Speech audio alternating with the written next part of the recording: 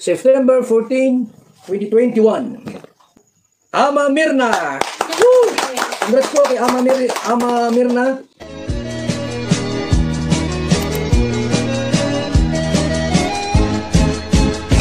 Good morning! Ito na nga, tapos na ngayong bakasyon nila Kalinga Prab doon sa Palawan. Nakasama si Fiance at si Carla. Super saya nga nila nung mga naranasan nila doon dahil lahat ng kanyang mga napuntahan ay tuwan-tuwa sila, namamangha sila, at gandang-ganda sila sa lahat ng mga views na napuntahan nila. Walang sayang, kumbaga. Lahat ay na-appreciate nila yung kagandahan ng Palawan. Ngayon nga ay nakauwi na sila, nakabalik na sila. Pero meron lang akong gusto i-share sa inyo mga kalingap ha, sa isang kaganapan na kanilang napuntahan na pasyalan doon sa Palawan. Pupunta sila sa isang dagat na kung saan kitang-kita talaga yung paglubog ng araw. Napakaganda talaga kahit na sa video, hindi ka nakapunta doon at manonood ka sa mga videos nila. Talagang ma-appreciate mo talaga yung kagandahan ng sunset doon. Ano bro, tayo na talaga? Ha? Siya tayo na naman ka sa'yo? Oo.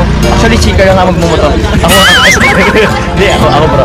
Ay, grabe ah. Ay, wait.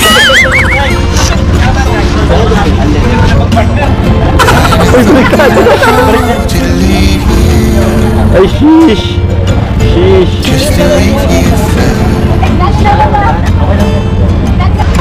Ay, empty ng ano natin.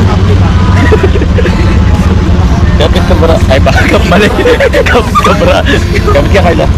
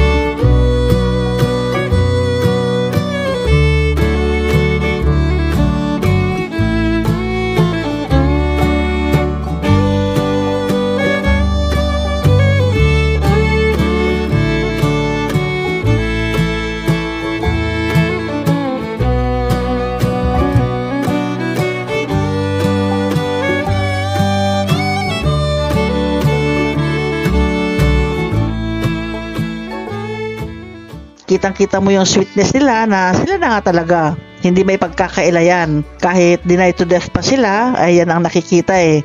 Sigurado ako sila na nga. Antayin na lang natin kung kailan nila aminin yan. Saan ba't aamin at aamin din sila kay Kalinga Prab, di ba? Natutuwa ako dito sa magpartner na ito, si Carla at si Jomar, dahil si Jomar alam natin may kakulitan. Pero caring naman yon ni Carla. Siguro dyan na in love si Carla kay kay Jomar, yung kakulitan ni Jomar. Kailan, ano ka? Hindi lang po, okay lang po. Nakakapit po ako. Bye-bye. Si Ate po. Sa agilis nila. Grabe. Sobrang putik init. Uy. Grabe naman. Dito tayo, dito tayo. Grabe naman po. Grabe. Yes po. Yes po. Thank you, Lord. We're here. Smile. Alam po ninyo, yung pagpunta po nila sa isang lugar na yon sa tabing dagat, kinailangan nilang magmotor. Magbibiyahe kasi sila eh. Kaya yung iba sa kanila talagang nag-arkila ng motor at nag-angkas-angkasan sila. Kanya-kanyang angkas yan. Pero yung sila Baby Rabay, nakakotse sila. Pero yung iba, kagaya nila Edu, nila Jomar, nila Jello Mags, at saka sila Ian, yung iba pa doon, nagmotor sila at may mga kanya-kanyang angkas.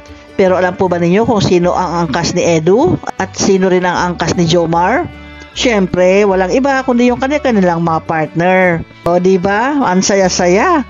Lalo na itong si Carla, masaya siya sa pag-angkas dito kay Jomar, na si Jomar nga ay may kakulitan. Yung biyahe nila na yon na nakamotor sila ay sulit naman, worth it kumbaga. Kahit may mga parts na mga bako-bako, part na maputik, Pero tuwan-tuwa naman, lalo na si Carla, tuwan-tuwa siya habang nakaangkas siya kay Jomar. Yung papunta dun sa dagat siya na, yung nagbibiyahe pa lang sila. Angkas ni Jomar, si Carla, angkas din ni Edu, si Viance. Pero alam po ba ninyo na nung pauwi na, naku, may nangyari. Ito na nga. Siyempre pag uwi nila, gabi na yun. Madilim na, makikita mo na nga yung mga ilaw eh. Dahil kumain pa sila, siyempre gabing-gabi na nung sila umuwi.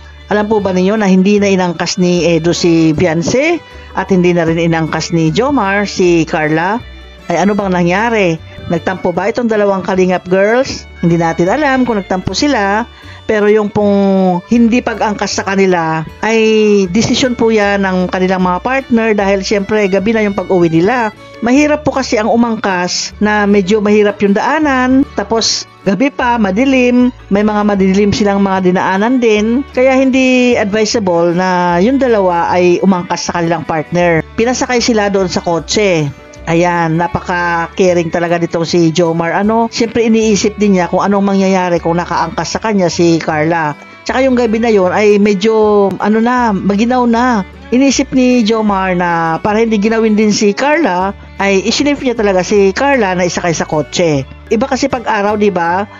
Nagbibiyahe ka na may angkas ka, tapos alam mo yung lugar, alam mo yung daanan, iba yung ganon. At iba rin yung minsan ka na nakapunta sa isang lugar, tapos madilim pa, tapos may angkas ka pa, madulas ang daan, medyo pa ulan-ulan na, anong mangyari kung halimbawa madisgrasya sila? Iniisip din ni Jomar yun na kailangan maligtas naman si Carla. Ayan, napaka-sweet, napaka-loving, napaka-caring itong si Jomar kay Carla. Ganon din si Edu kay Viance. Yan po ang kaganapan mga kalingap na hindi po alam ng karamihan yan na nung pauwi na sila ay hindi na angkas si Carla, hindi na rin angkas si Viance. Dahil may mga kadahilanan po. Valid reason naman po yon. Okay, hanggang dito na lamang. Salamat muli sa inyong panonood. Bye-bye!